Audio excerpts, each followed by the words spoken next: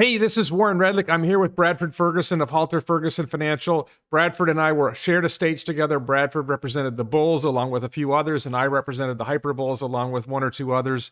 And it was a great conversation. We're going to talk about some other topics today. We're going to talk about Teslanaires. We're going to talk about Tesla's Q2 earnings. We're going to talk about the possibility of a Tesla stock buyback. We're going to talk about whether Tesla is a better investment or a worse investment than investing in SpaceX. Are you ready? Let's go. Bradford, let's start with Teslanaires. What are you excited about for Teslanaires? I'm a fan of Teslanaires. I'm a Teslanaire. I think you're a Teslanaire. What's the issue with Teslanaires today that gets under your skin? Yeah, so let me show you my T-shirt. Oh, T-shirt time. I have one. I have For one my of those. Tessacon. It's good to see you post Tessacon. And what was interesting about this was just a month ago in April. Everybody who was traveling there, it seemed like nearly all of them were all in on Tesla, having 50% of their investments in Tesla, at least the people I asked. Only? So one a scientific poll, and it surprised me, but it also made sense. It's like, okay, if they're this geeked out about Tesla, they probably own a Tesla. They probably also own the stock, which helps them be able to travel on the drop of a hat to come and just on the hopes of being able to attend the cyber rodeo. And it was interesting to hear people's stories that they shared with me. Basically, with whenever they would talk with a financial advisor, the financial advisor might laugh them out of the room, or they might tell them they have to sell their Tesla stock in order to give them financial advice. And this was true of multiple firms that I heard about, which surprised me. So it's like a lot of these Teslanaires didn't have a financial advisor. Obviously, they're going it alone on the investing side, but they don't have much of a financial plan because they're not being served that way. So that really woke me up. The other part of it is like, Oh, I wait, think, Bradford, my financial plan is Tesla stock's going to 10x or 20x or 50x. And why do I need to worry about anything else? well, that's more like an idea than an actual plan. A plan's a little more complicated than that. Um, there's people who think that Tesla is just going to grow 50% every year, that the stock will. And if you do that with a financial plan and base your spending off of that, then you can get into hot water pretty quick. The So wait, start of wait, this just year, just be clear. Since my spending plans do not involve my Tesla stock, I'm in better shape, right? um, I'm just holding it, letting it grow. I'm yeah, not you're touching it. still working, but let's say you retired. Right. There's a lot of Teslanaires that I've talked to that are retiring or semi-retiring, or they're starting a new project like you're thinking about doing with your pod car. Yeah. Um, so I think the risk is you have years like you are having so far this year, and we'll see where Tesla ends up the end of the year. Maybe a totally different story, but right now the stock is down over 40% from where we were on January 3rd, which got up to 1200. Right. Um, and if you're sitting there thinking that the stock's going to grow 50% and instead it's down 40% on a year, and you're spending like 10% of your stock a year just thinking it's going to go to infinity, that's a recipe for you to lose a lot of shares and have some big financial problems down the Let road. me just pause you on that one point. I have always said, and I actually have a video on my channel where I said this, that the plan should be to spend 5% of your total assets a year, figuring that if you get 5% growth a year, then you'll be even, right? So the idea of spending 10% seems reckless in general. Right. So you actually need more than 5% to stay even. So in addition to keeping up with your spending, you also need to keep up with inflation, with rising Sure. costs of everything, which inflation over a long period of time has been at least 3%. The other thing you need to be able to do from your investments is to be able to pay your taxes, whether it's in an IRA account or in a taxable account. So you typically need about 8% or 9% to be able to spend 5 and the Right, but if you don't have if you have 5% growth in your portfolio and you spend more than 5%, your portfolio is going to get spent down. right. If you get to the point where your portfolio is worth X dollars and you can live off 5% of the year with inflation, all the other stuff accounted for, if you can find a way to live cheap, then I think it's a conservative approach to limit yourself to 5% if you can. If Yeah. you can't. And if you get more growth, then your 5% number grows. Right? If your portfolio grows by more than 5%, then your that 5% number grows and accounts for all those things. And the 5% includes whatever taxes you have, sure. Yeah. So I got curious after the event, and this earlier this week I did a Twitter poll where I asked people how much money they had in Tesla stock, and the first option was 100,000 or more. Second option was 1 million or more, and the third option was 10 million or more. And then people could hit see results, and there were over 4,000 people that responded to the poll, and over 1,100 said they were a Teslanaire that had a million or more, including the people that had 10 million or more. And there were over 200 people that indicated they had over 10 million or more. So this was this week. It's, not quite at the current prices at today, but at a depressed level from where it was. And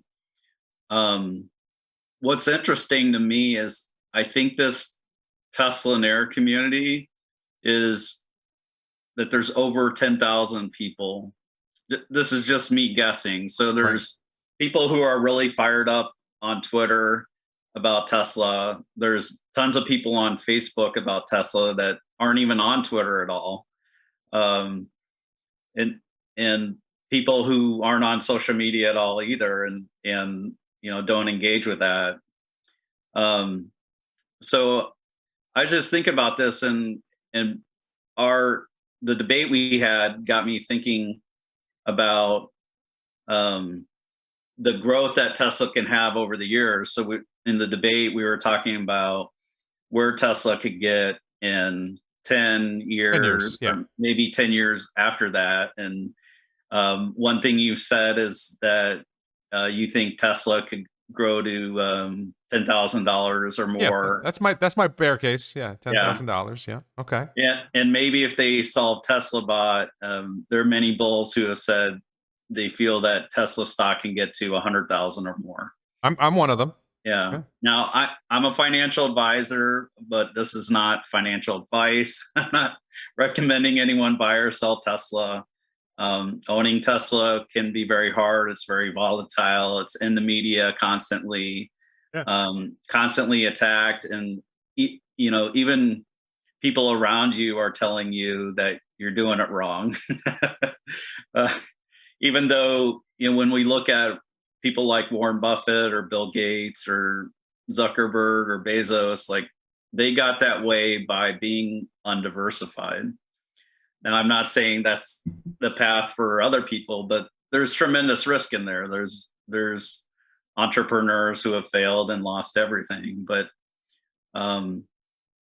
like the path of a Teslanaire is very hard, and there's a lot of people arrayed against you. And I was just amazed by how big this Teslanaire community has been, and also like thinking about it versus 3 years ago.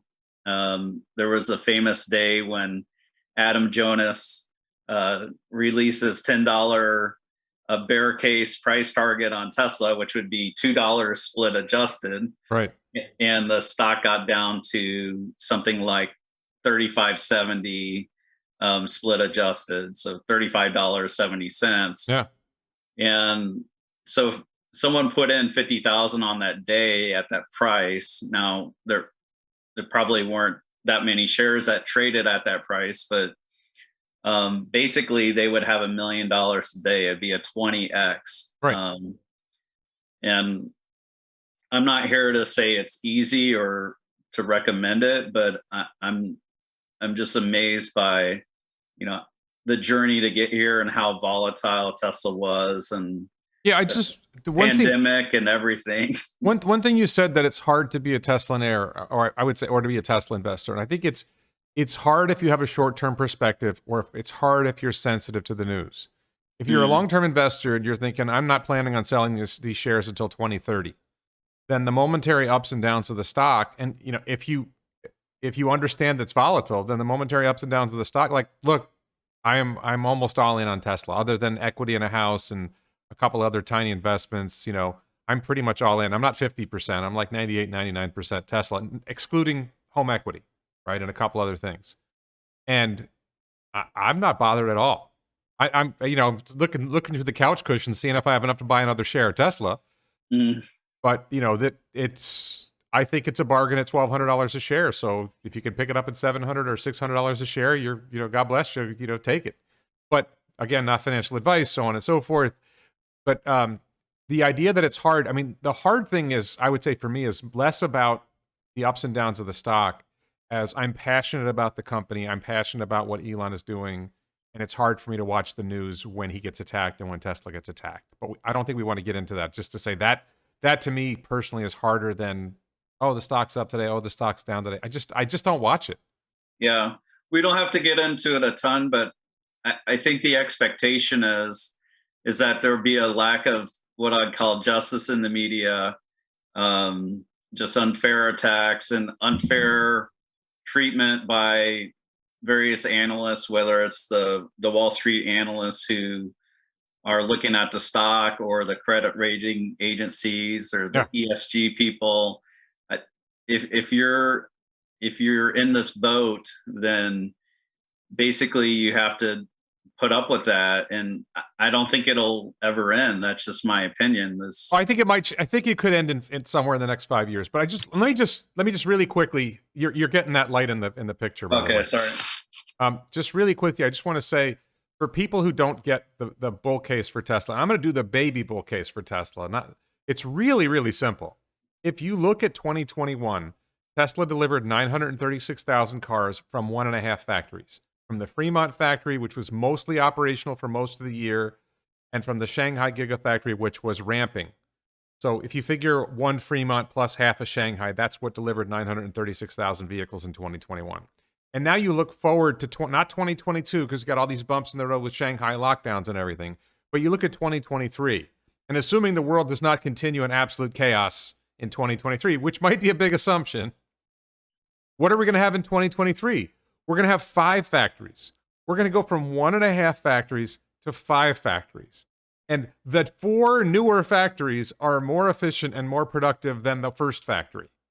So you go from nearly 1 million vehicles in 2021 to very likely more than 3 million vehicles in 2023, and possibly 4 million vehicles in 2023. So that, just be clear, it's got Fremont.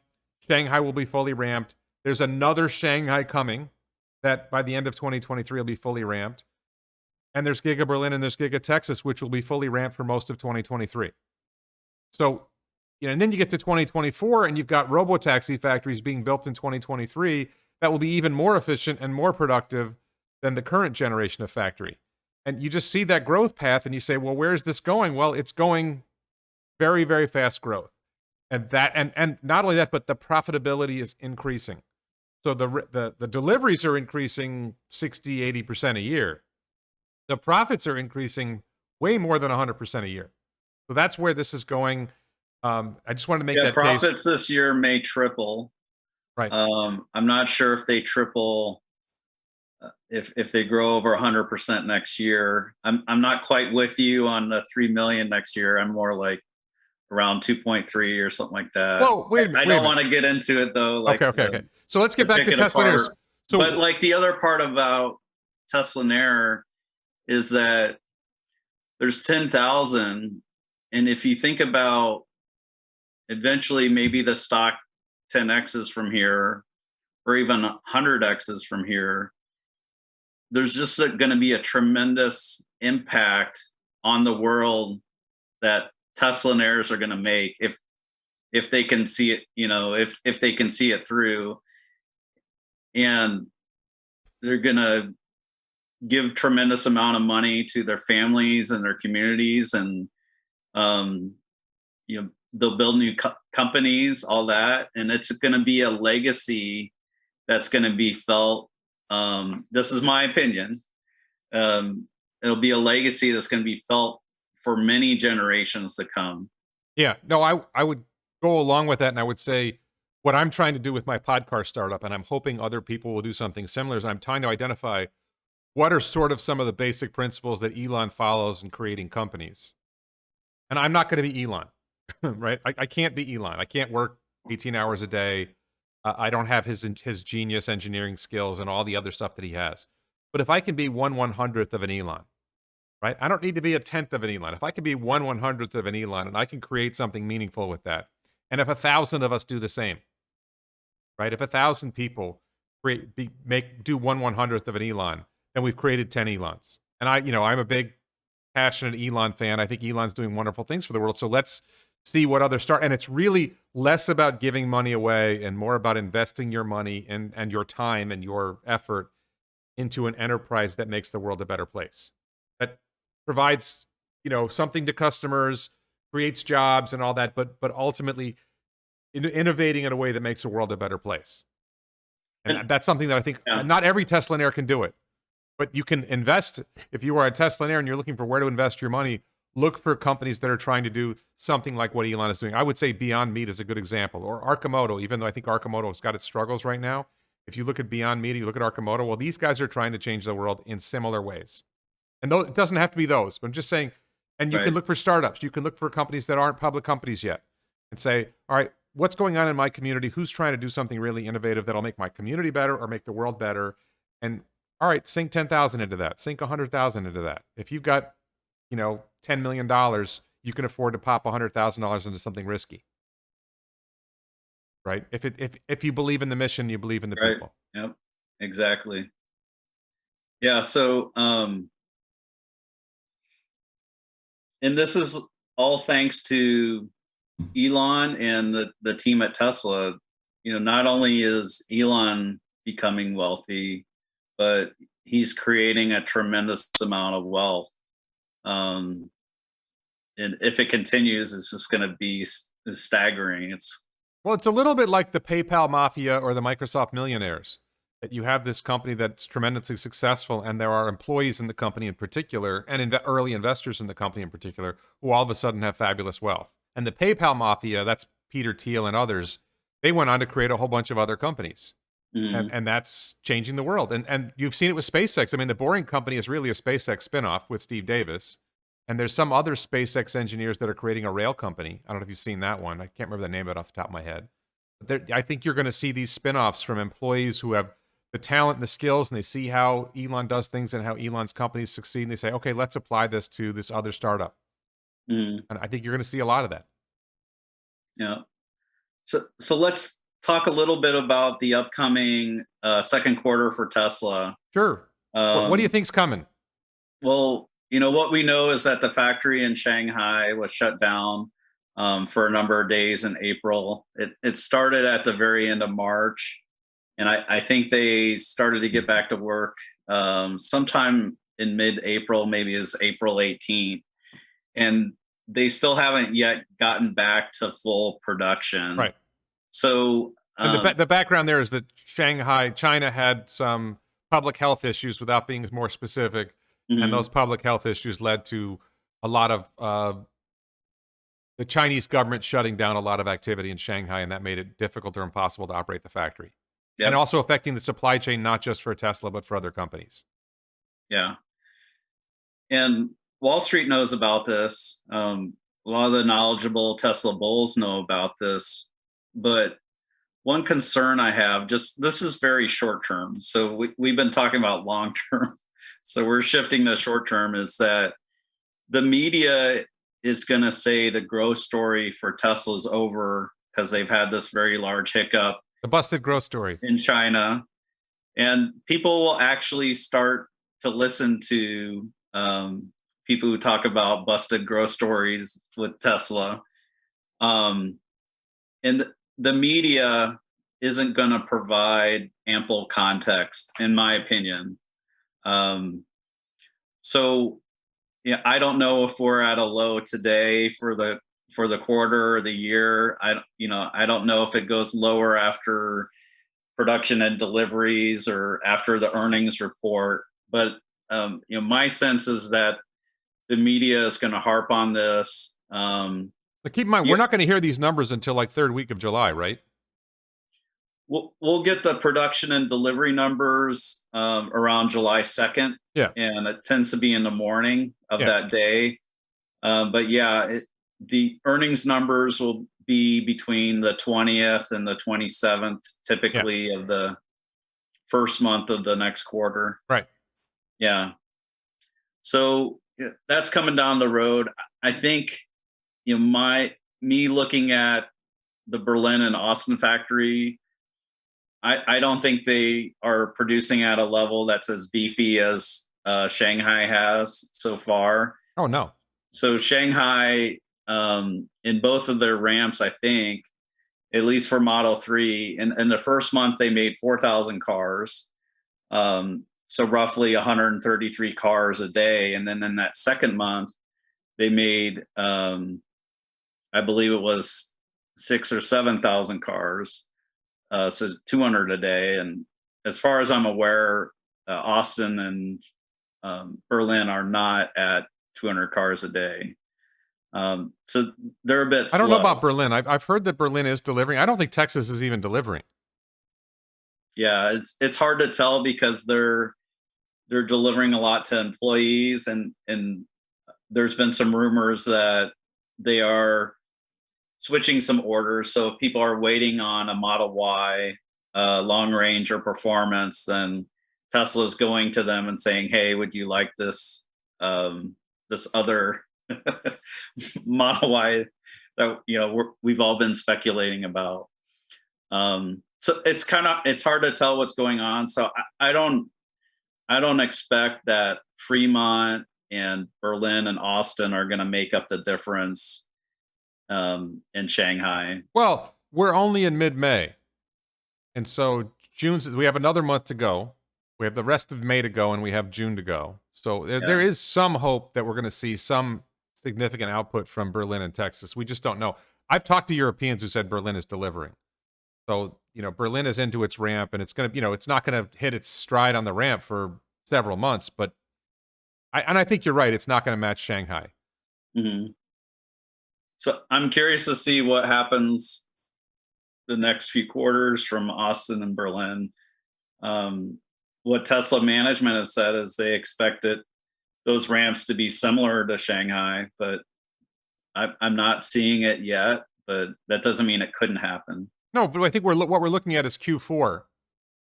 We're going to start to see maybe 5,000 vehicles a week from each factory. Mm. And that's a lot. Yeah. And so that's, the expectation is we're going to see a significant ramp in Q3 and Q4 that's really going to ramp things up. And then if Shanghai gets back to its normal run, then we'll see good stuff there too. Yeah. People are, and maybe myself included, I've just gotten beaten down. Like, they're so negative. We're just having a hard time seeing what's going to happen in the back half. And I think the back half should be strong, but I'm a little nervous about it. I think people are sensitive about the share price, and what's happened is That's true. There was always a run of negative media about Tesla, and what's happened is because of some politics, we've seen this really big surge in negative media about Tesla, and I mean even about SpaceX. They're attacking SpaceX now, and it's a little bit, if you're emotionally invested in Elon, Tesla, SpaceX, and so on, then it's a drain. It wears on you. The funny thing is, like, the stock price, like, I really don't understand why people are, if you are at long term and you're not planning on selling your stock for a long time, then the short term ups and downs, it's an opportunity to buy. It's an opportunity to buy if you can find some extra cash. But you have to ask yourself this question: what has to happen for Tesla not to achieve let's say $5,000 a share? Forget $10,000, forget $100,000 a share. What has to happen for Tesla not to achieve $5,000 a share? And what has to happen is their factories have to not produce. They have to not build new factories. They have to not produce batteries. Basically, the world has to collapse for Tesla to not succeed. And you just look at moments like this and laugh, because you've been in Tesla for the long haul. I've been in Tesla for the long haul. We've had moments like this before where the stock tanked, like you just described this moment when the stock went down to $35 a share, split adjusted. Did you lose faith at that point? I wasn't feeling good that day, but I didn't sell, and I didn't give in to people who were pressuring on me on that day, for sure. Yeah, I look at it. It's an up and down. The stock goes up, the stock goes down, and I think you're right. Q2 is going to be soft. I still think we're going to see decent profit numbers for Q2 and reasonable delivery numbers. We may not hit 300,000 vehicles delivered, but I'm okay with that. And then it's Q3 and Q4. I mean, they said that in the Q1 call, that it's going to be Q3 and Q4 that are the real drivers for the year. Mm. So this just reminds me of another trait I feel like Teslanaires have, is just being rebellious. And the word heretic is a bit strong, but like you're basically eschewing what many others are saying. And I'm just sensing more attacks beyond what Elon's doing on the political side. I'm sensing more attacks, but I think the question is, do you have a solid grip on why you think Tesla's a revolutionary company that's going to change everything and grow like crazy? If you have a solid grip on that, then you have to say, okay, what's the news that's going to change my view of this revolutionary change and this massive growth? And there's this accusation about Elon. Okay, that doesn't change my view about the growth of the company. Shanghai's had a short-term lockdown. It's going to reduce quarterly numbers. Well, that doesn't affect long-term growth. Where's the bad story that affects long-term growth of the company? And it's primarily production fueled, right? The constraint right now is production. The constraint is not demand. I'm still waiting. I ordered a Plaid Model X in August. I'm still waiting. I just got notice that maybe it's coming in June. Maybe. I'm not in a hurry. I'll wait. But I know someone who waited over a year. Right. No, and if you order a Model Y long range today with Aero wheels, I think you probably wait a year for your car. So it's not like they're demand constrained. There's no demand problem. It's so comical that you'll see positive news about Lucid Motors, which has 30,000 orders, and Cybertruck alone has 1.5 million orders. So that the idea that there's some sort of demand, so there's no demand problem. It's purely a production problem. You just have to ask the question, what are the challenges that are going to stop Tesla from producing the volumes necessary to achieve the growth we're talking about? And they aren't there. I mean, they were pretty solid on the Q1 call that, they see potential constraints 2-3 years down the road, and they're working on that. But for the short term, they've got their chip supply lined up. They've got their battery supply lined up. They've got their raw materials lined up. There may be some little bumps in the road here and there, but they're ready. They're more ready than anybody else. And they demonstrated over the last 2 years that when everybody else is struggling with an economic and global crisis, Tesla grew like crazy through that crisis. So who do you want to bet on for the next crisis? Do you want to bet on somebody that doesn't grow or somebody that does? Let me ask you about this. There's this whole macro thing before we move on to the buyback topic, and maybe you have something else you want to say about Q2, but there's this whole macro concept that, inflation's up and interest rates are up or something like that, so you shouldn't invest in growth stocks. You should invest in these other things. That, somehow there's this multiple compression, the price earnings ratio multiple compresses. And I'm like, well, wait a minute. If you sell Tesla stock, now you have cash. I don't want to hold cash during inflation. Cash is bad during inflation. Cash is losing value during inflation. Okay, well, you could buy bonds. So you buy bonds paying 3% while you have 8% inflation. You're losing value. Maybe utilities, sort of, but they're kind of constrained by regulatory issues, utility stocks. But, buying stock in Tesla, a company that you pretty much know is going to grow. Like, what's a better investment than that? A company that thrives in a crisis. The strongest companies thrive during a crisis. The weaker companies fail, and the strongest companies survive. You can see that Tesla's one of the strongest companies around. They're going to thrive in the crisis. Why would you not want to own that stock in the middle of a crisis? What else would you? I mean, I can understand if you were buying guns, food, and water. Guns, ammo, food, and water, then maybe it would make sense. But because if you're ready for the apocalypse, okay, the shares aren't going to help you in an apocalyptic scenario. But other than apocalyptic scenarios, when really your investment choices don't matter a whole lot anyway, what am I getting wrong about this macro thing and PE compression? So, in general, in an inflationary environment, among the best types of investment is stocks. You want to own companies that could pass the price increases to their consumers, which Tesla's been doing. Yeah. So I think generally that's true of most companies. So you don't have to go with Tesla specifically, but the other part is when you have a growth stock, the earnings or the profits are small today compared to where investors think they're going to grow their earnings in the future. So in the future, Tesla earnings are going to be a large multiple of today. And the problem when you increase interest rates is this value in the future, it shrinks when you bring it all the way back to today. When you're discounting. Yeah. So that's the main problem.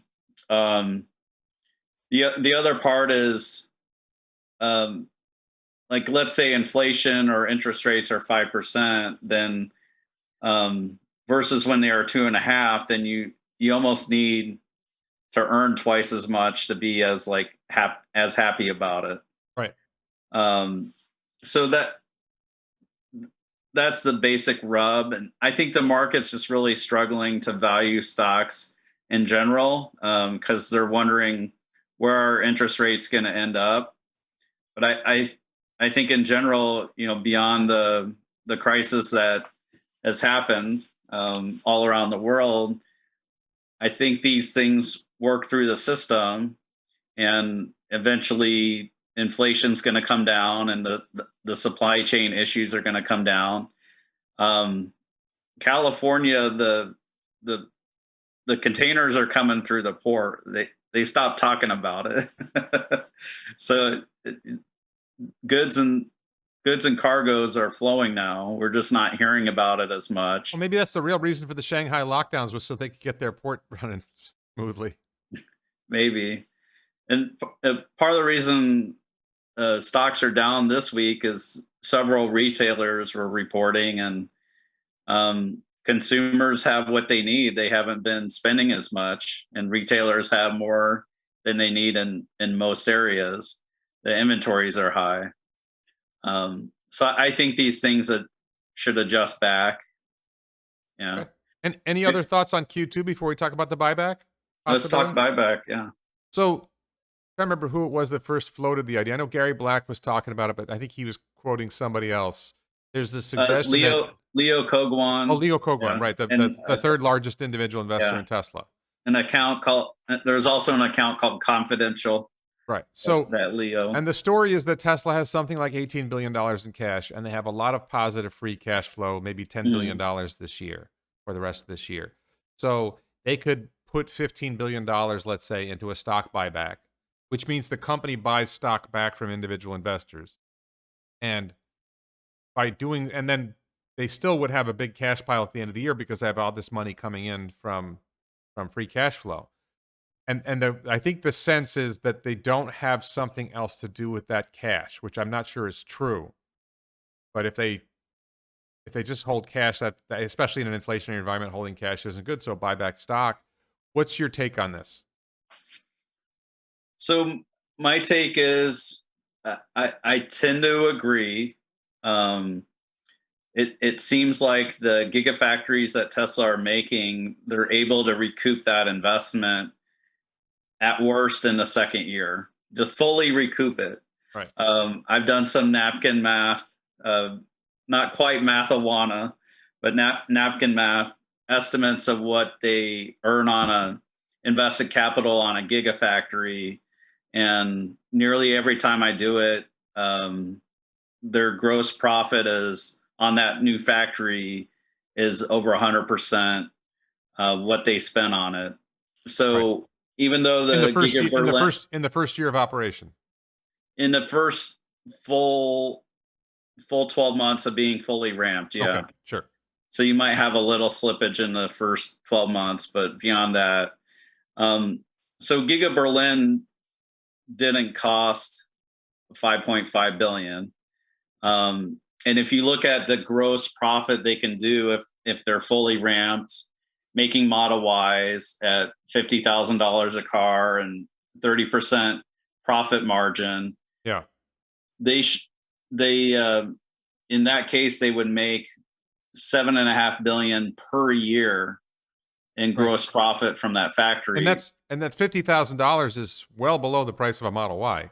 Yeah, so Model Y that's is really conservative. 60,000 minimum. Yeah, and 30% gross margin might be conservative. So like there's conservatism baked in, and Tesla's become very capital efficient, and there's so much more capital efficient than other automakers that like short sellers have become suspicious of that. But Tesla communicated this back in 2019. Like short sellers thought that Tesla wouldn't learn the lessons of the Model 3 ramp, but they learned from them and they applied those lessons to Shanghai. I think that the biggest need for cash for Tesla is potentially for a robotaxi, a dedicated robotaxi, where Tesla keeps the car for themselves. So you have an instance where Tesla's going to make the car. They're going to need the cash for the labor, for the materials, for the plant equipment, and to get it into service. It's possible Tesla could get loans on them, but I don't think Elon Musk wants to be beholden to the banks or beholden to Wall Street. No. So Tesla's going to need cash for that. That's the biggest need I see. That's not going to like have as immediate of a payback. Longer term, Tesla needs billions of dollars for gigafactories. They need billions of dollars for making batteries and scaling up their terafactories of batteries. What about buying a mining company or mining companies? I mean, if you have, let's say, $20 billion in cash at the end of this quarter, and there's some mining company out there you can buy for $10 billion, maybe that's a better purchase for the company. That somebody's going to do nickel mining and refining, somebody that's going to do, lithium iron, or I think there's a lot of potential there. There's a need for nickel, there's a need for lithium, there's a need for, I don't know, I think iron and phosphate are easier, but nickel and lithium in particular seem to be focuses of where they need to acquire materials. And maybe Tesla buys a nickel mining company, and figures out, okay, how do we revolutionize this industry? How do we make this more efficient? Maybe they decide we can do mining more efficiently than they did.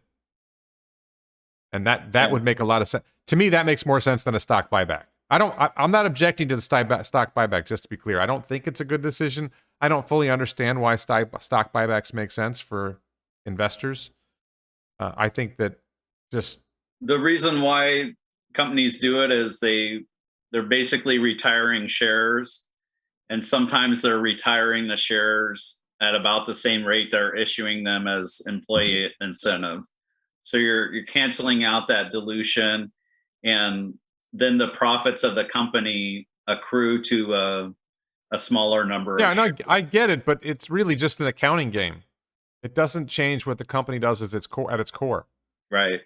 And that's the thing. That's the same thing with stock dividends or whatever. Like, just stop playing around. Just make the company better. But there may be financial reasons. Zach Kirkhorn is the CFO or master of coin of Tesla.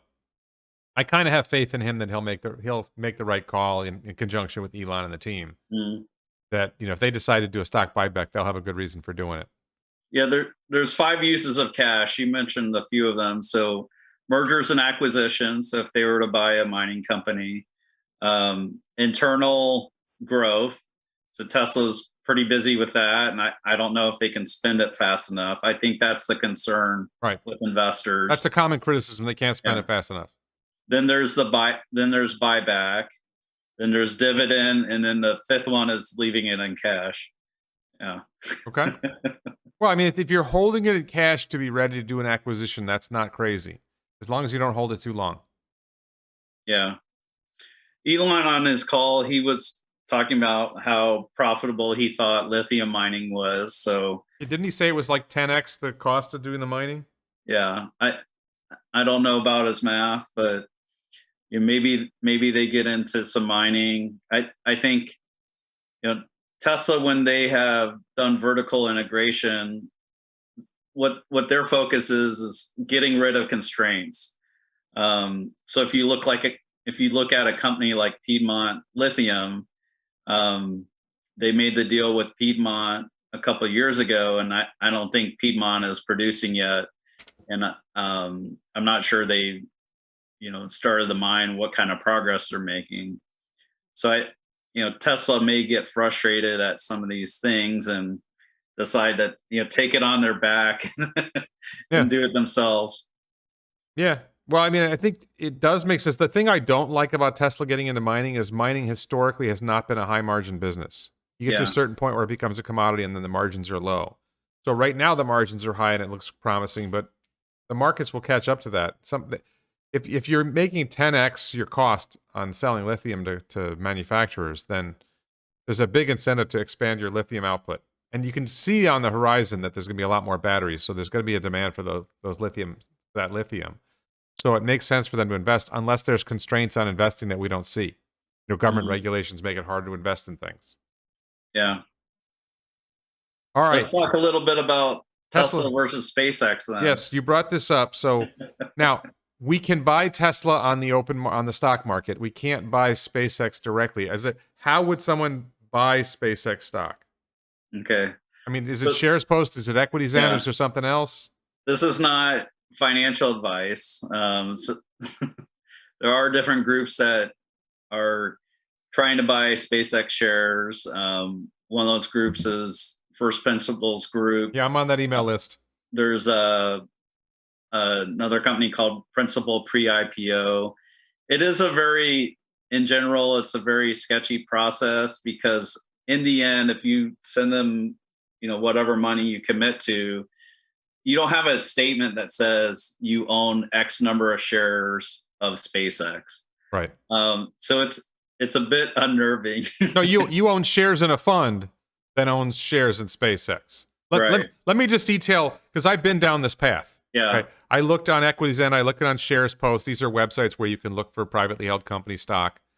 I actually had an opportunity to potentially buy a boring company that I didn't follow through on and probably regret it. But here's what happens. You go on these things and you see these opportunities. Now, one thing is you can buy into these funds directly if you know the venture capitalist or whoever's setting up the funds. But what ends up happening is you don't get into that, and then you go into this sort of secondary market for these securities, and for these investments. And what I remember seeing was I could have bought SpaceX stock at a $75 billion valuation, and I would have had to pay a 6% commission on the investment. The fund had a 2% annual management fee and a 20% carried interest fee, which means at the end, when the fund closes out, the fund manager's taking 20% of the gain. Okay, so you're paying 6% to buy in. You're paying 2% a year for whoever knows how long. Yeah, probably 10 years. So that's another 20%. That's another 20%. And then you lose 20% of the gain. So now, by contrast, I could buy Tesla stock and I pay either a $0 commission or a $5 commission or something like that. And I buy $100,000. And the minimum investment in these funds is usually like $100,000. Mm-hmm. There's probably smaller ones like 50, but a lot of times the minimum investment's $100,000. A lot of times you have to prove that you're an accredited investor or this higher level category of investor in order to even get in. So, and like you said, you don't directly own the stock. You own stock in a fund that owns the stock. So you're sort of own Tesla and you don't. So that's my take. Why? So I just decided you sort of own SpaceX or you don't. Yeah. Right. Yeah. Well, no, like I own Tesla stock. Yes. I would own a fund that owns SpaceX stock. So I don't really own SpaceX stock. So, for me, it was just an easy no-brainer that, look, my cost of buying Tesla stock is low, and I see the growth in Tesla more transparent, more valuable. What's your take on why? I just explained why I think Tesla is a better, more practical investment. What's your take on the upside of buying SpaceX stock, or buying into a SpaceX invested fund? Well, let me talk a little more about some of the risks. So along the way, you don't get access to the financials of SpaceX. Right. So you don't know what's going on. You just you would hear their public disclosures, and you might be lucky to hear something about what's going on financially. So it's not transparent along the way, and then to get out, there's limited windows to get out, and you're not necessarily getting a fair price. It's not liquid.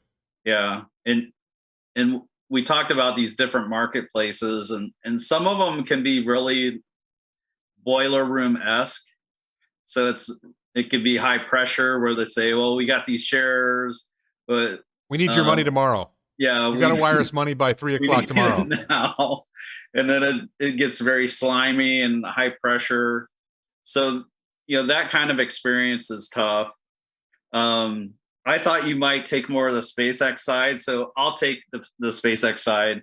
Well, I'll give you my SpaceX version after you do. Go ahead.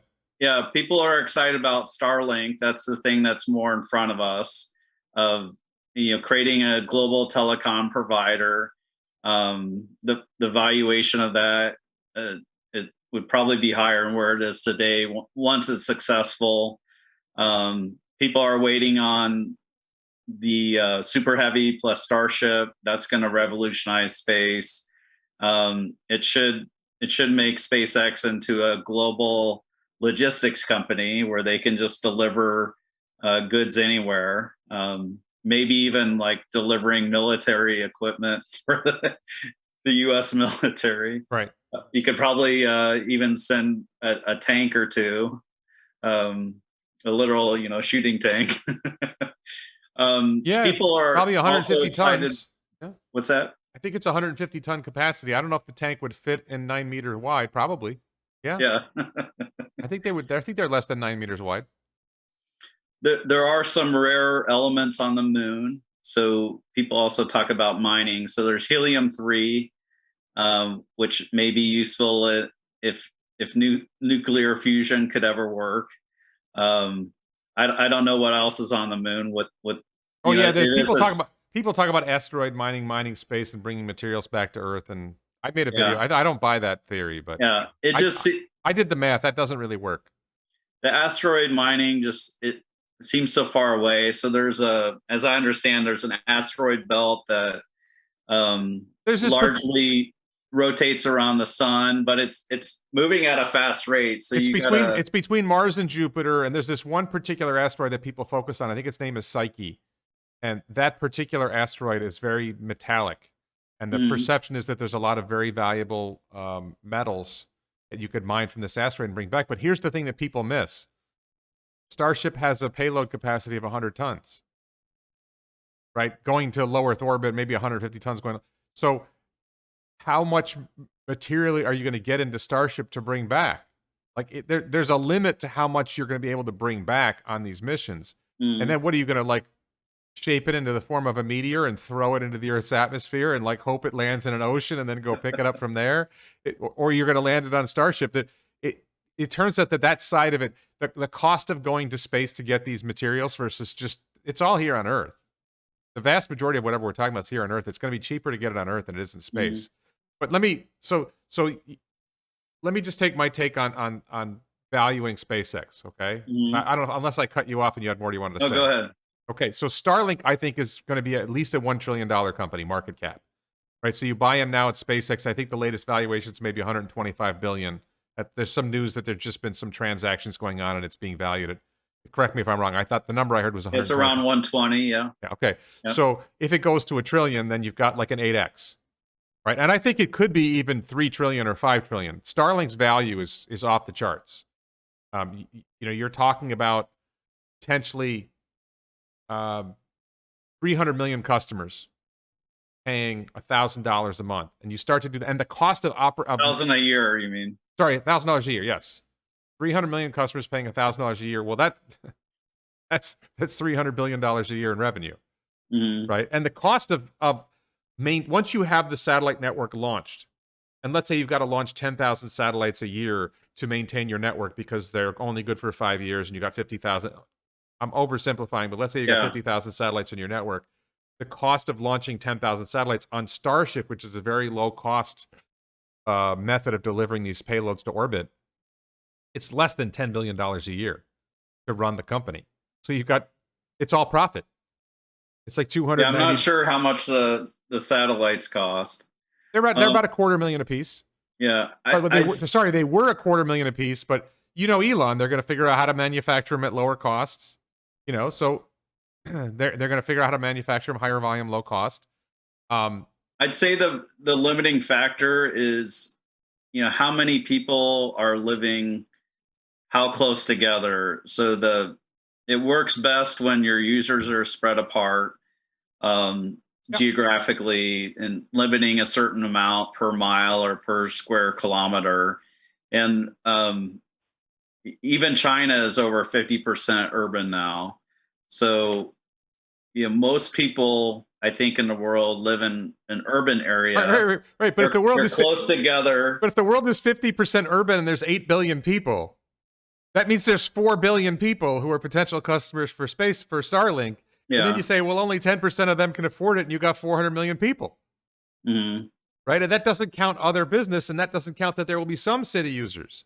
Yeah. So it's crazy. So anyway, I think you could see, let's say Starlink goes to like $1 trillion. Let's call it $1 trillion conservatively, $1 trillion. So you got an 8x. Well, I think Tesla's going to 8x. I think Tesla's going to 10x or 20x. And I don't have to pay all those costs along the way. Now, that's just the Starlink component. Now you have, there's two other, I'm going to oversimplify and say there's two other parts of SpaceX.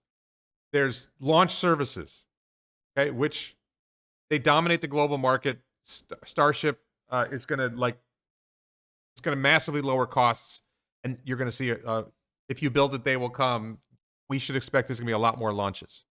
So the launch services business, but I don't think the launch services business is that big. And then the other big theory is that there's this business venture to Mars. There's this business venture to the moon, that you're going to create a moon base. You're going to create a Mars colony. And those are potentially very high revenue. The Mars colony in particular is very high revenue, but I don't think governments are going to pay for it. There's one customer, I believe, who is very motivated about the Mars colony, who is willing to pay for it and will probably have enough money to do it.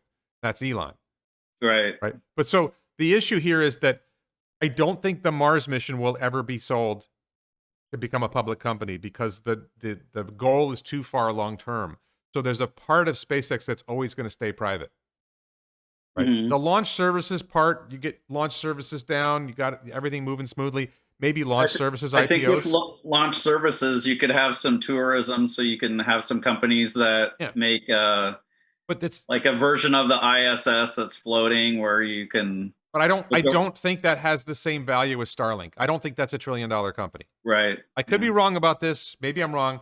And I think being the company that let's once you establish a Mars colony with 1 million people on it, being the company that is the transportation network back and forth to Mars is probably a very valuable business. And being the company that owns a lot of the Mars colony is probably a very valuable business. But it's impossible to value it, and it's so far down the road before that becomes publicly traded or is generating revenue or dividends, that it's really hard to place a value on that. There's the moral value or the excitement value of, I want to be a part of this, right? That's another thing that's hard to get into. But in terms of actual profits distributed to shareholders, I don't think the Mars mission does that for a very long time. Launch services could, but then, how big is the launch services market, especially if you're able to lower costs as much as Starship should? And for people who don't understand this, before SpaceX, the cost of launching a kilogram to low Earth orbit was around $10,000. With Falcon 9, it's now around $1,000. With Starship, it's going to be less than $50. It might be $20. So it's a massive reduction. It's going to cost less to put a kilogram into orbit than it is to send a kilogram from New York to London, like regular mail. It's a shocking reduction in the cost of putting things in orbit. So then why wouldn't it take over, all that global logistics? It will, but how big is that market? Well, there's UPS, FedEx, DHL, etc. Yeah, but okay. And there's all the sea-bound shipping companies and all that. Well, I think you're going to see the sea-bound shipping, and some of the air shipping is going to be replaced by a boring company tunnel through the Bering Strait. that's a whole separate conversation we probably don't want to get into. I don't know if you've heard my theory about the Bering Strait yet. I think Boring Company does tunnels under the Bering Strait, connects California with Shanghai, and we end trans-Pacific shipping. Mhm. And then there's the Hyperloop tunnels, and we end trans-Pacific air travel. Do you have a Bering Strait video, Warren? Oh yeah, you go on Okay. my channel, you Google Boring Bering. If you search Okay. if you search for Boring Bering Warren Redlick or whatever, you'll see I have a video about it. It's very straightforward in that Chinese and Russians have been talking about tunneling or bridging the Bering Strait for over 100 years. It sounds crazy, but it's like, no, this is something that they've been talking about for a long time, and Boring Company makes it viable. Mhm. Roughly $100 billion investment for 4 tunnels connecting Shanghai to Los Angeles. And you've eliminated all trans-Pacific shipping and all trans-Pacific air travel. It's mind-blowing. But that's going far afield from what we're talking about. So do you agree that it's impossible to value the Mars colony? Or not impossible, but it's really hard to place a value on the Mars colony or the moon base? Yeah, it's hard. Like, essentially, if SpaceX wins with respect to Mars, they'd have a long term monopoly on Mars. Yeah. But what kind of economic value can they really create from that? I'm sure the people who might want to go there, maybe to die on Mars, and maybe Elon wants to do that. I don't know, but Well, no, but it's Mars is the springboard for humanity going beyond Mars and maybe beyond the stars. Mars has mm, huge advantages. If your goal is to become interplanetary and interstellar, then having a platform that has a lower escape velocity. It's much yeah, easier to launch payloads off the Martian surface than it is off the Earth surface. So if you get to Mars and you can colonize Mars and you can actually make Mars not only self-sustaining but a growing colony, mm, then the potential for Mars to be the path to the moons of Jupiter, the moons of Saturn, ultimately to potentially launching payloads interstellar and launching consciousness, whatever form that might not be human consciousness, it might be AI consciousness, but launching some form of consciousness to the stars. Mars is the base for it, but it's just that prospect is so far down the road. yeah, But I think it's sort of like, would you have invested in the Dutch East Indies Company when they invested in and sending and basically developing North America, the Americas, right? That mm, turned out to have been a very good investment. But it's yeah, such a long-term investment. The time horizon for the returns is so far down the road. Really, really hard to place a value on that. yeah, Even you and I will talk about 10 years down the road or even 20 years down the road, but the long-term gains from the Mars colony are 50 years down the road. And it's just yeah, really, really hard to say as an investor, I'm going to invest in something and I'm going to get returns 50 years from now. I'm going to be dead 50 years from now. Well, hopefully Neuralink will keep me alive, but I'm probably going to be dead 50 years from now. So, my kids might not, really be able to take advantage of whatever return on investment that is. mm, So you're investing in the Mars mission because you believe in the Mars mission, not because you think it's going to pay off financially. You tell yeah. me if I'm wrong about that. No, I agree with you. Okay. In So some way, I almost view SpaceX as Elon's art project. Like, I agree with you. I think Starlink is going to be a big success, and I don't think Elon can spend the money fast enough with Mars right. to spend all the profits of Starlink. He won't be able to spend it that quick. What He may eventually make thousands of starships and all that, but like, I still think like he's not going to be. They're not. He's not going to suddenly spend 100 billion in a year. Oh, okay. So let me take that. So what I expect is that once Starship is up and running, the cost and you've got your technical issues down, and you're able to actually deliver a payload to the Martian surface safely and reliably, okay, which takes 6 months to get there, and you can only go every 26 months, 3 to 6 months to get there, and you can only go every 26 months. But let's suppose we get there. By that time, I think Elon's net worth from Tesla and Starlink and Boring Company and Neuralink will be in the trillions. He personally will have a $5 to $10 trillion net worth, if not more. Right? If I'm right about Tesla going to $100,000 a share and Elon owns 20% of the company, he's got 20 trillion on Tesla alone. I think, Mhm. and if Starlink is $1 trillion company and he owns roughly half of Starlink, well, that's half a trillion. And then you've got Boring Company. I think Boring Company is a $5 to $10 trillion company in the future. I mean, you're going to have tunnels. I mean, think about what I just described with the Bering Strait, right? And you've got Yeah. 100 miles of tunnel in 1,000 cities. It's 100,000 miles of tunnel. Um, And then And Neuralink. you could charge tolls on that. Yeah. Oh yeah, no, and then you've got Well, there's a whole bunch of ways you can make money on that, and then you've got Neuralink, and the total addressable market for Neuralink is everyone. Mm-hmm. That's 8 billion people, and they get it. They get the latest version every 3 years. They upgrade. Right? I mean, it's like a $10,000 iPhone, and everyone buys one, and there's no competition. It's absurd. So he probably makes 10 trillion off of that. So hopefully the Neuralink updates at night when I'm sleeping. Yeah. So now you're looking at no. I'm saying you go in to get the new implant. Oh, okay. You go in every 3 years to replace your implant with the newer, better implant that has more electrodes. There you go. But now, my rough vision is that the Mars colony at scale, when everything's working, the cost of sending 1 million people to Mars, including all the stuff you need there in order to create a self-sustaining colony, growing colony, is probably $1 trillion cost. Okay, if it's $1 trillion cost, I think Elon can just pay for that. I think that's why he's making the money. He has said that before. He's making this money so he can create the Mars colony. Mm-hmm. You can't. Joe Biden's not going to pay for it.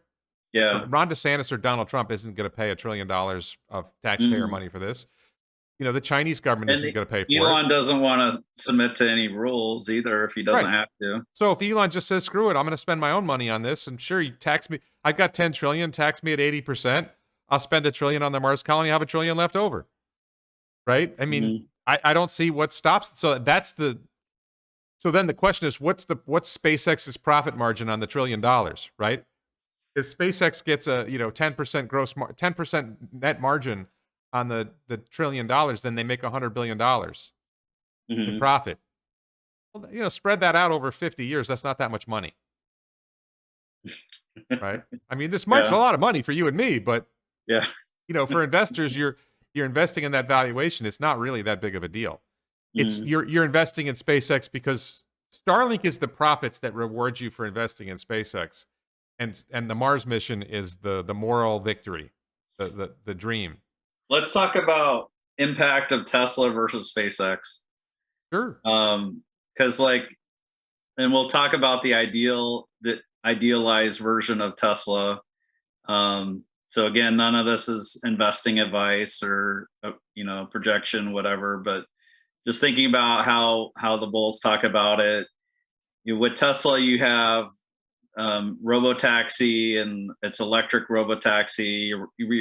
You're replacing many of the gas-powered cars and eventually semis, all that. So you're greatly reducing pollution from transport.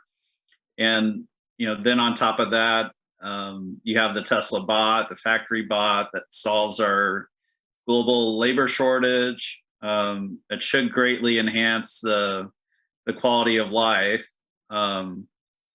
It should help adults age gracefully, and you have a robot companion. Yeah, well, many things it would help with. Yeah, my mother's in an assisted living facility, and one of the things about senior care facilities is they soil themselves. And it is an unpleasant job, and arguably even a dangerous job at a low level for humans to clean up human waste. Right. And if you can train the bot to clean up the human waste and let the humans do the caring, I don't know if the bot is going to be going to be able to provide care in that sense of emotional care. But if the humans are there to provide the emotional support and the bots are there to do the dirty work, literally the dirty work, then and the bots aren't going to get an infection from cleaning up the soil, the waste, human waste.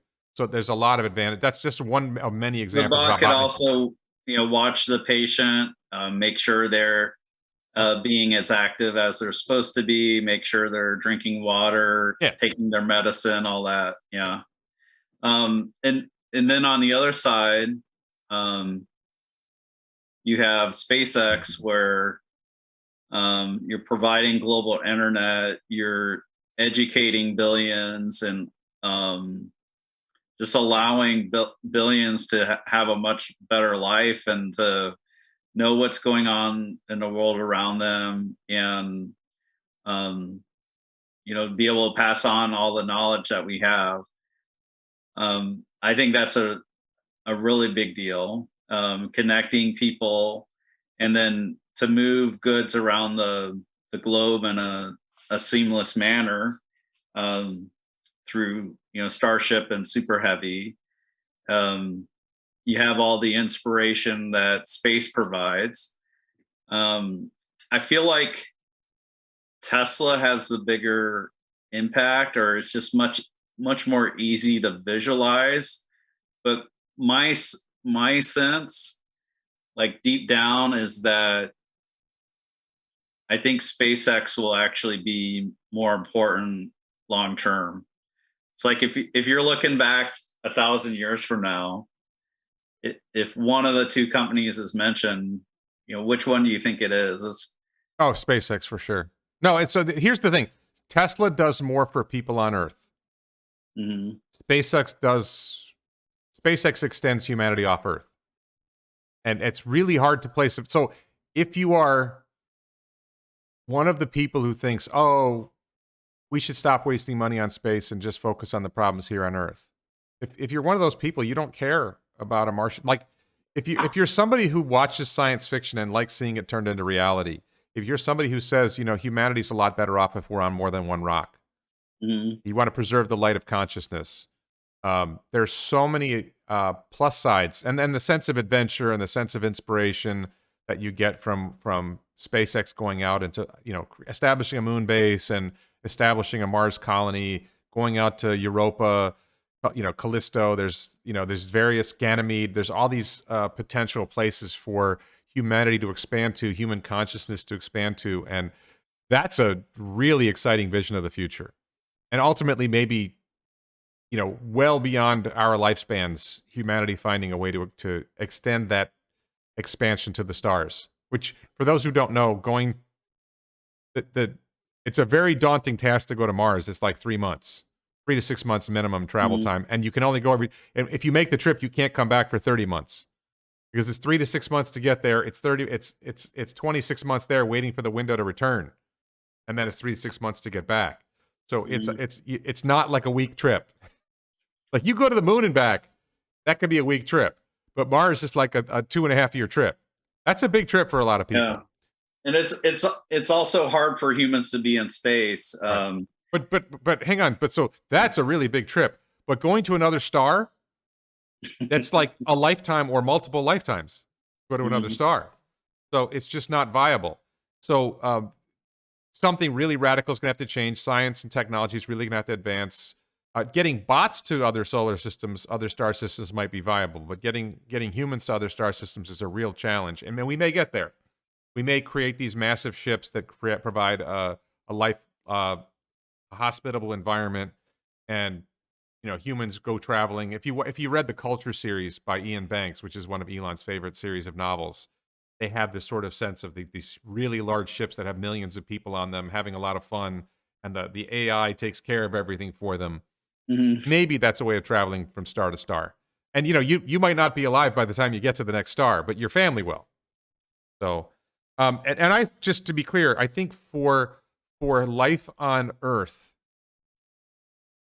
Tesla's probably bigger than Boring Company, but I think it's a close call. Neuralink is probably more important for humanity than everything else. If Neuralink is able to cure brain disease, if Neuralink is able to cure paralysis, if Neuralink is able to expand human consciousness and allow us to keep up with the AI, the potential for Neuralink to basically take humanity. I think it was Grimes. Did you see the Grimes interview with Lex Friedman? I didn't watch all of it. Maybe I Definitely, need definitely to. worth watching. She says that we've already evolved to the next version of from Homo sapiens to, I think she calls us Homo techno, right? Because we're so wound up with these devices, the Yeah. devices that we're talking, these devices, these computers, and these devices. We're so wound up with all this that our brains have actually changed, Mhm. and the nature of our species has actually changed in the last 50 years. And she's probably pushing it a little bit, but but It's Neuralink. definitely our devices are definitely very addictive, and when you don't have your favorite device with you, Right. you feel this ghost is missing, like Yeah, this third arm is missing. yeah. Yeah. But now imagine everybody has a Neuralink, and you're Mhm. able to access the internet at higher bandwidth, and you're able to communicate with your friends telepathically. That's a radical change in what life is like. I mean, I think if you look at like what life is like with these, compared to what life was like 30 years ago. And I'm old enough to remember, I remember, using an Etch-a-Sketch, and having a rotary dial phone. Mhm. I remember the good old days where we had one phone in the whole house. Now I walk around with a phone with a supercomputer in my pocket every day. That is also a phone. Strangely, that's the one thing they haven't improved. Right? They keep making these things better. They don't make the phone work better. Why can't they make the phone work better? That's of all the bandwidth we're using. Like, voice is really, really low bandwidth. Why can't they make the phone work better? All right, sorry, Yeah. rant off. So, anything else about what are your thoughts on? We've talked about Tesla versus SpaceX. Who has bigger impact? I think you probably agree with me. Tesla has bigger impact on Earth. SpaceX has bigger impact for humanity going beyond Earth. Just kind of obvious, right?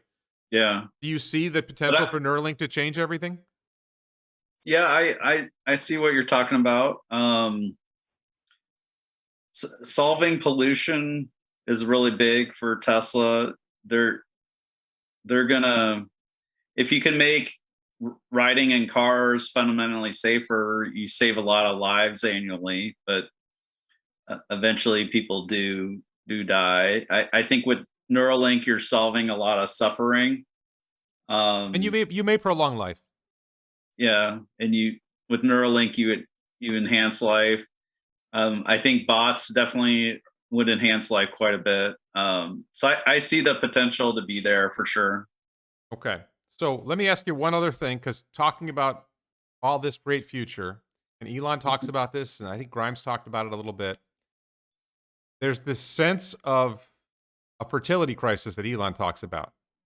Hmm. And I did some math the other day. There are some countries where the birth rate is down to 1.3 children per woman.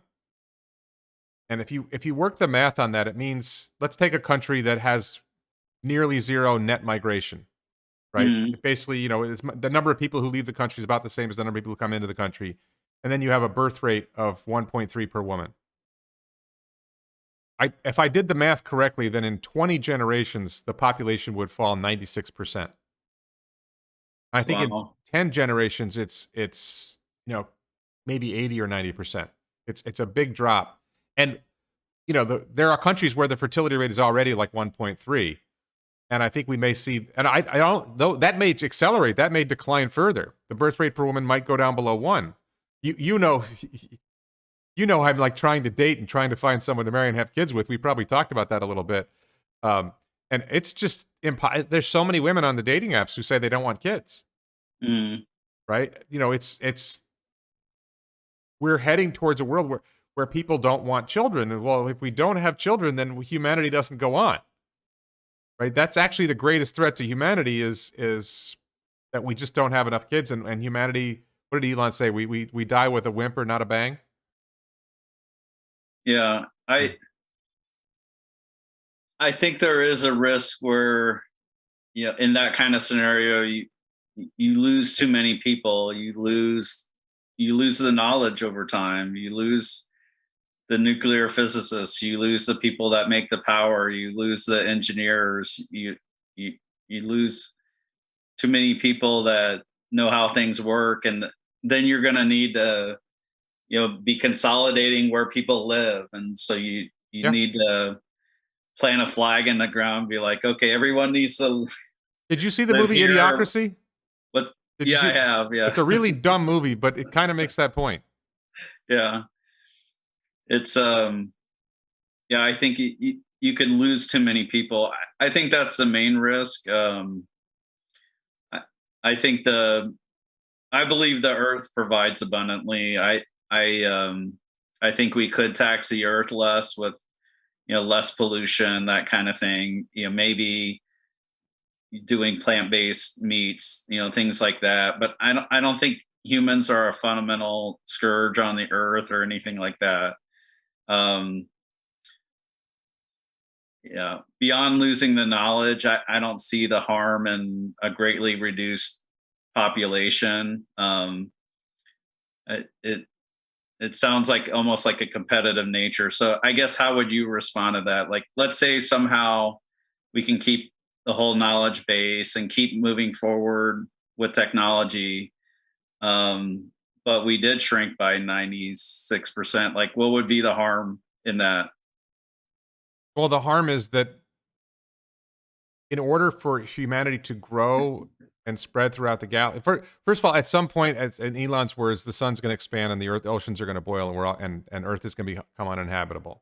Right. So, for the Mars colony to be successful, you need 1 million people, roughly. It's a rough estimate, and they need to have children. And we don't even know if you can have children on Mars. That's a whole nother question. We don't know whether gestation will be affected.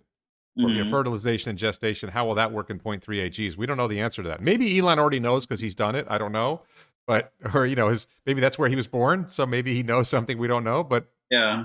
But, in order for humanity to get off this rock and achieve, I think there's that question. Do you care if the light of consciousness gets extinguished? Because if Mhm. the population falls enough at some point, I just said 20 generations. You go to 40 generations and now you're at, near zero, right? Yeah. At some point, humanity can't reproduce because you've got no genetic diversity, Mhm. right? And you end up, Oh, okay. Yeah. there's, That makes sense. now maybe there's a theory that at a certain point the trends shift and people have more children, but I don't know what inspires that shift. I mean, there's only so many Mormons and Orthodox Jews to populate the planet, right? And Catholics. I'm Catholic, so. Well, but Catholics are having fewer kids now. I mean, even Catholics are having fewer kids. You need Orthodox Jews, you need religious Catholics, you need Mormons, and maybe some fundamentalist Muslims. And although that group together is probably going to fight a lot. Mhm. Yeah. I mean, that's another theory, though. If the population shrinks enough, we have a lot of resources shared over a smaller number of people. Maybe we have less to fight about. But I think we're just always going to find ways to fight about things. Yeah. I'm hopeful though with Tesla and the advent of electric vehicles that there's going to be less fighting over oil and natural gas. If we get a future that's solar and uses batteries, Yeah. I think some of these bad actors, these dictatorships that have a bunch of oil, they're going to lose a lot of power, and we'll be fighting less over that. But maybe we'll fight over something else. You start to wonder what's really behind the attacks on Elon. Yeah. All right. So, anything else on your mind before we let this go? Not really. Yeah. Okay. Yeah. I'm working on a companion article that's going to be on my website at hffinancial.com/Teslanaire. I'm curious about feedback. My Twitter handle is Brad S. Ferguson. So if you want to DM me some feedback on that or whatever, Well, love to hear it. let me just ask you to make a little bit of a pitch. Why does somebody need a financial planner, wealth management advisor? What if I'm just picking stocks and I've just decided I'm all in on Tesla? What do I need you for? Yes, there's a lot more to your finances than just your investments. Now, if you Well, have like a million, tax planning, yeah, tax planning, estate um, planning. it, estate planning, trying to preserve your wealth, but also like being realistic about how much you could spend, when to spend it, and sometimes our spending can be lumpy. If you're putting kids through college, College. I was just that's a thinking big college. deal. I'm putting one kid through college now, and I got another Yeah, one coming. That's a lump. yeah. You're also dealing with divorce or potentially, um, I'm and dealing with there's that. real estate and buying Tesla plaids and all that. So You just hit like 3 of my lumps. I got yeah. college. I'm paying for a divorce, and I got a Plaid X on order. Those are some So big lumps. yeah, from a financial planning standpoint, there's plenty. And from an investing standpoint, um, what I aim to do or aim to help people with is, and I know you're not a big fan of options, but using options or just strategies in general, so that when Tesla spikes up really big, that you're taking some of that off the table, whether you're Right. trimming back on the stock or you're using options to Let me be trim back clear. on your I'm not risk. a fan of options in particular when people watch a few YouTube videos and start trading options because they think they know Yeah. what they're doing. If they're doing it with the help of a professional investment advisor, then I'm probably a little bit more comfortable with using Yeah. options. And similarly, when the stock goes way down, maybe there's some opportunities. If you're already all in, you don't have any more money to buy. So like the all-in Teslanaires, and I'm not sure where it is today, but it's under $700. Yeah. They don't have extra cash to buy Tesla stock. When they get paid, if they're still working, they get some more cash to put into the stock. So if you $650, $199, $652 a share right now. wow. So if you're taking some risk off the table when it's doing well, which can be hard because like when the stock shoots up, everyone's wanting to add more, everyone's euphoric and dunking on the short sellers, and we're Teslanaires are high-fiving each other or whatever. It's hard to do the opposite of what our human instinct wants to do. Well, the standard advice is buy low and sell high. So if it goes up and it's $1,200 a share, you sell some. Now you got some free cash, and then you wait for the dip. The problem, just to be clear, the problem of trying to play timing games is you say, okay, I'm going to wait till the stock hits 650. Right? It's 651 right now. Yeah. And you say, you know what? I'm not buying at 651. And then the stock never, let's say you say 640, and the stock never gets to 640, and then it shoots up to 10,000. And you could have bought at 650, but you were waiting. Yeah. What did you gain? What are you risking? What are you gaining by holding out for 640 instead of 650? And what do you lose if you don't buy at 650 when it goes to 10,000? And if it never dips to your target. So I think there's some really difficult timing issues with that. But that's why someone should talk to a reliable professional financial advisor to make these decisions. Because I know I can't figure it out. I just think that there's a real risk when you wait for a dip that you buy at the wrong time, or the dip never comes as much as you want. The stock suddenly goes up to $2,000 a share, and you were waiting for 650. It's never going back to 650. Yeah, there's trade-offs with anything you do. If you try and trim at a high, potential it could go higher and never come back to that level. Right. And then you feel bad and whatever. But FOMO.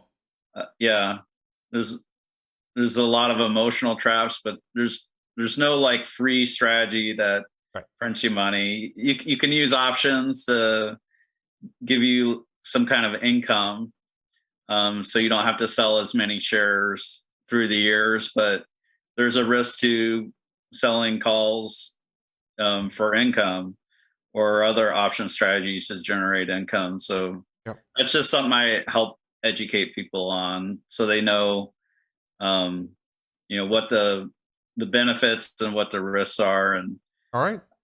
Yeah. Okay. So thank you very much, Bradford Ferguson, Halter Ferguson Financial, hffinancial.com. Yes, sir. Okay. And then for everybody else, please check out the t-shirts. Apparently Tesla and SpaceX employees do not like this phrase. I designed this shirt myself. I'm really happy with it. I wear it all the time. It's at elonbits.com, other t-shirts at elonbits.com. Please check out my other videos. Please support this channel on the Locals platform, Patreon, or as a YouTube channel member. And thank you so much for watching. And thank you, Bradford.